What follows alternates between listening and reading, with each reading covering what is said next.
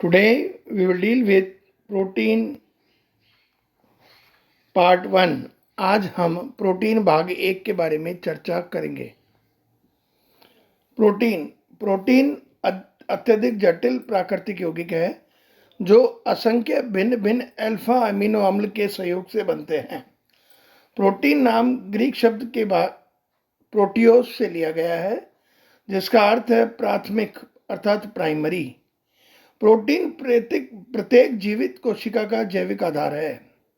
वनस्पतियों की तुलना में जीव जंतुओं में प्रोटीन अधिक मात्रा में होती है। स्तनधारी प्राणियों में उच्च प्रोटीन पाई जाती है। मनुष्य में बाल, त्वचा, नाखून, हीमोग्लोबिन, मांसपेशियां, एंटीबॉडी, एंजाइम और कुछ हार्मोन जैसे इंसुलिन आदि प्रोटीन के बने होते हैं। अधिकांश प्रोटीन उच्च अणुभार वाले बहुलक होते हैं। प्रोटीन रंगहीन अक्रिस्टलीय होते हैं। इनके गलनांक एवं क्वथनांक निश्चित नहीं होते। कुछ प्रोटीन जैसे इंसुलिन आदि क्रिस्टलीय, क्रोमोप्रोटीन रंगीन होते हैं। प्रोटीन अधिकांशतः जल, अल्कोहल तथा ईथर में विलय होते हैं। कुछ प्रोटीन अम्ल तथा क्षार के तनु विलयन में विलयशील होते हैं। जल के साथ प्रोटीन कोलाइडी विलयन बनाते हैं। ये कोलाइडी अणु फिल्टर पत्र में से प्रवाहित हो जाते हैं। चर्मपत्र अथवा अर्धपरागम्य झिल्ली से प्रवाहित नहीं हो पाते। प्रोटीन में एक मुक्त अम्लीय तथा एक क्षारीय समूह होता है। प्रोटीन के अणु उभयधर्मी होते हैं। प्रोटीन के निश्चित समविभव बिंदु होते हैं। इस समविभव बिंदु पर प्रोटीन बहुत कम विलयता प्रदर्शित करते हैं। ऑक्सीकरण, प्रोटीन के जलने या सड़ने या गलने पर उनका ऑक्सीकरण हो जाता है। ऑक्सीकरण पर एमीन नाइट्रोजन, कार्बन डाइऑक्साइड तथा जल बनाते हैं।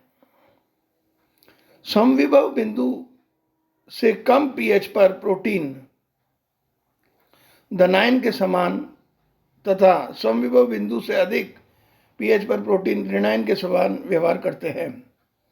Now what is denaturation of protein? Protein का विकृतीकरण। किसी जीवनधारी की कोशिकाओं में अथवा ऊतकों में विद्यमान विशिष्ट रासायनिक तथा भौतिक अवस्थाओं के अंतर्गत उनमें पाए जाने वाले प्रोटीन के संरूपण को प्रोटीन की सहज अथवा प्राकृत अवस्था कहा जाता है। इस अवस्था में प्रोटीन जैविक रूप से सक्रिय रहता है।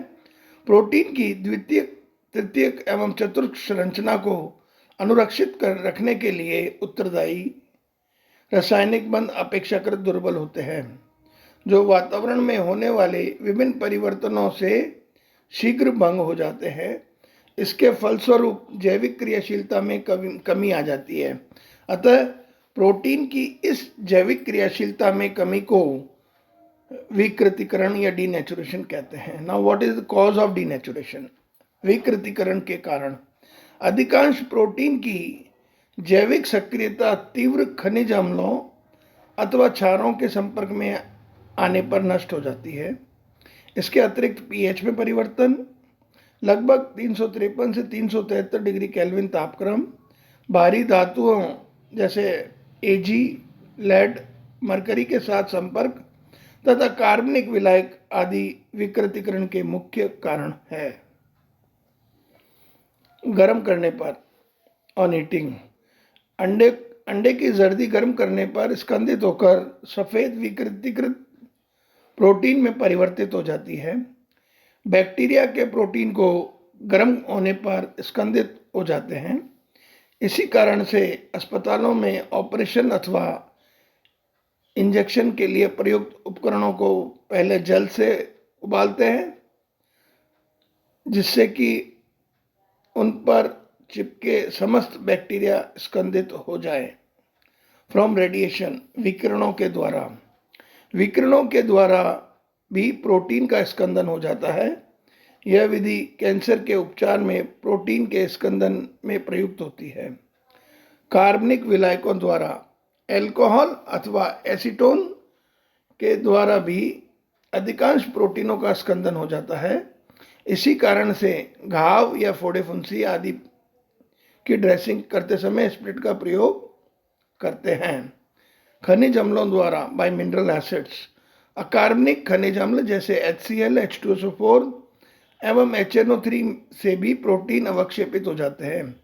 मूत्र में एल्ब्यूमिन की उपस्थिति सांद्र HNO3 द्वारा ज्ञात करते हैं। परक नली में मूत्र एवं सांद्र HNO3 के मिलने के स्थान पर एक सफेद रंग की वलय के रूप में एल्ब्यूमिन अवक्षेपित हो जाता है। यह एल्ब्यूमिन का हेलर्स रिंग टेस्ट कहलाता है। बाय हैवी मेटल्स, भारी धातुओं से, अकार्बनिक खनिज अम्ल जैसे HgCl2, AgNO3 आदि प्रोटीन को अवक्षेपित कर देते हैं। यही कारण है कि यह धातु या धातु लवण शरीर के लिए विष का कार्य करते हैं, क्योंकि ये शरीर की प्रोटीन को अवक्षेपित कर देते हैं, जिससे मनुष्य की मृत्यु तक हो जाती है। विकृतीकरण का महत्व, सिग्निफिकेंस ऑफ डीनेचुरेशन। प्रोटीन के इस गुणधर्म का उपयोग रोग लक्षण निदान में किया जाता है। ग्लूकोज, यूरिक एसिड तथा दवाइयों के लघु अणुओं के जांच के लिए विश्लेषण किए जाने वाले रक्त अथवा सीरम के नमूनों को पहले कुछ विशेष अम्लों से उपचारित किया जाता है, जिससे कि उनमें उपस्थित अधिकांश प्रोटीन अवक्षेपित हो जाता है। इसे अपकेंद्रीय विधि द्वारा हटा दिया जाता है।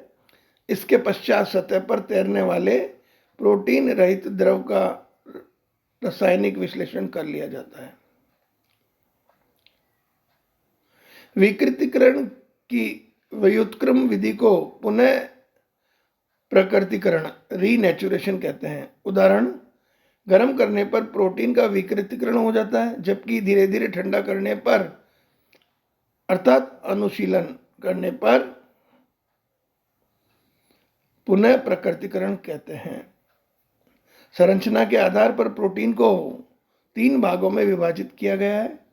पहला है सरल प्रोटीन, दूसरा है संयुग्मित प्रोटीन और तीसरा है व्युत्पन्न protein, that is simple protein, conjugated protein and derived protein. सरल प्रोटीन केवल अल्फा अमीनो से मिलकर बने हैं, that is simple proteins are found by the combination of alpha amino acid. ये जल अपघटन पर केवल अल्फा अमीनो अम्ल देते हैं। These protein on hydrolysis gives only alpha amino acids. इनमें से कुछ में कार्बोहाइड्रेट एवं फॉस्फेट मूलक भी होते हैं।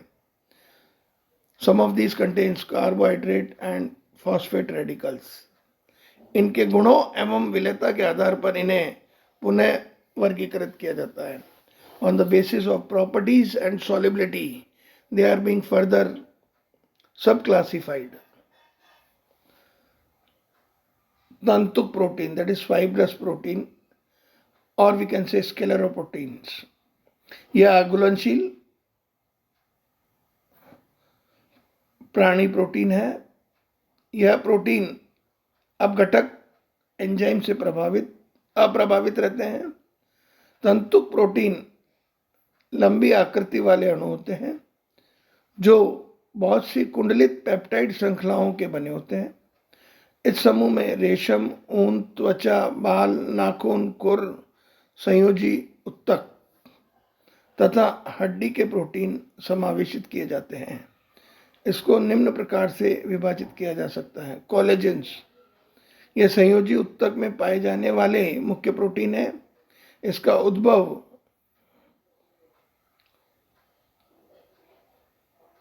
मेसेनकाइम से होता है। ये जल में अघुलनशील है तथा प्राणी पाचक एंजाइम में अप्रभावित रहते हैं।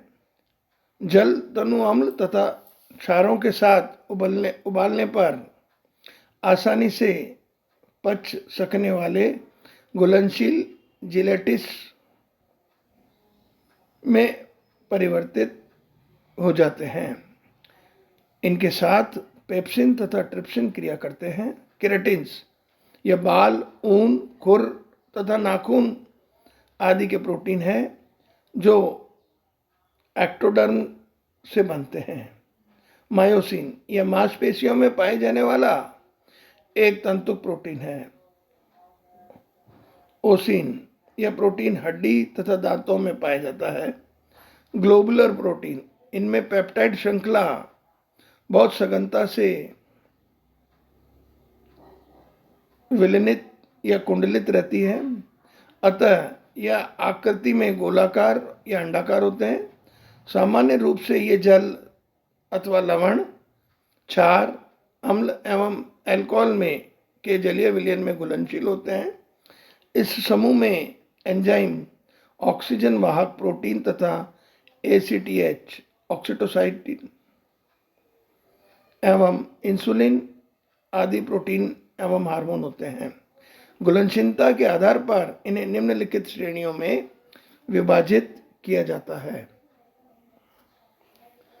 एल्ब्यूमिन ये जल में घुलनशील तथा गर्म करने पर स्कंदित हो जाते हैं। उदाहरण अंडे की एल्ब्यूमिन तथा सीरम एल्ब्यूमिन। ग्लोबुलिन ये जल में अघुलनशील अथवा बहुत कम घुलनशील होते हैं। उदासीन लवण जैसे सोडियम क्लोराइड मिलाने पर घुलनशीलता बढ़ जाती है। उदाहरण दें सीरम ग्लोबुलिन, फाइब्रोनेजिन, मायोसिन। हिस्टोन यह क्षारीय प्रोटीन है जो जल तथा तनु अम्लों में घुलनशील होते हैं। कोशिकाओं में हिस्टोन न्यूक्लिक अम्लों के साथ संयोजित हो जाते हैं। रक्त में हीमोग्लोबिन पाए जाने वाला ग्लोबिन एक हिस्टोन है। नाउ प्रोटामीन्स ये अपेक्षाकृत कम अणुभार वाले प्रबल क्षारीय प्रोटीन होते हैं। उदाहरण के लिए स्टूरिन, क्लूपिन, सेलमिन। नाउ ग्लूटेनिन यह आसुत जल एवं अल्कोहल में अविलय है। तनु अम्लीय क्षारीय विलयनों में विलय। यह गर्म करने पर स्कंदित हो जाते हैं। इसके उदाहरण हैं गेहूं में मिलने वाला ग्लूटेनिन तथा चावल का ऑर्जिनिन।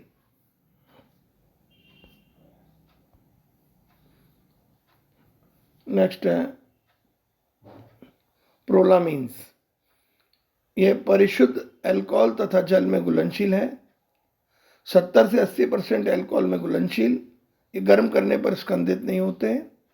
इनमें प्रोलीन की मात्रा अधिक पाई जाती है।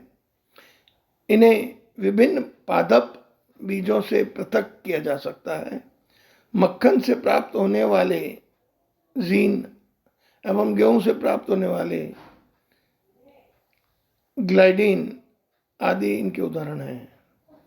संयुग्मित प्रोटीन यह जटिल प्रोटीन है।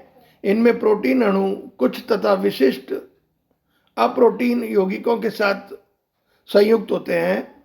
इस अप्रोटीन भाग को प्रोस्थेटिक समूह कहते हैं। प्रोटीन के जलापघटन से प्रोस्थेटिक समूह को पृथक किया जा सकता है। प्रोस्थेटिक समूह की इस प्रकृति के आधार पर इन्हें 8 भागों में विभक्त किया गया है। न्यूक्लियोप्रोटीन यह प्रोटीन के न्यूक्लिक अम्लों के साथ संयोजन के फलस्वरूप बनते हैं।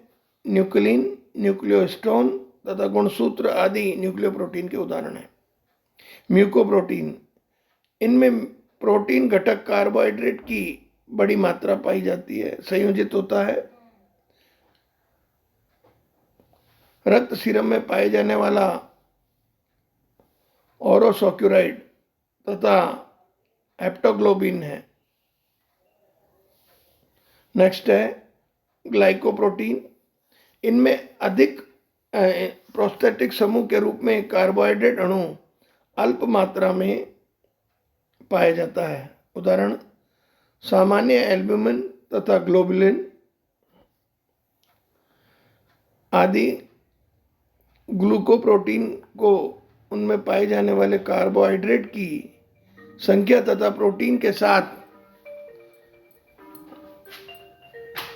संलग्नता के आधार पर प्लाज्मा ग्लूकोप्रोटीन, म्यूसिन ग्लाइकोप्रोटीन तथा म्यूकोपॉलीसेकेराइड में विभाजित किया जाता है। नेक्स्ट है क्रोमोप्रोटीन। इनमें प्रोटीन के साथ प्रोस्थेटिक समूह के रूप में एक रंगीन यौगिक संयुक्त होता है। इसके उदाहरण हीमोग्लोबिन, क्लोरोफिल, हीमोसाइनिन तथा हीमोएरिथ्रिन आदि है। लाइपोप्रोटीन। इनमें प्रोस्थेटिक समूह के रूप में फॉस्फोलिपिड्स,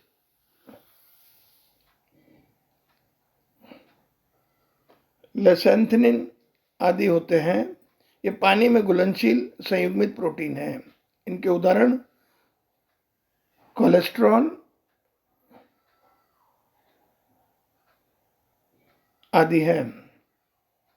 धात्विक प्रोटीन। इस वर्ग में धातुओं से संयुक्त होने वाले प्रोटीन आते हैं।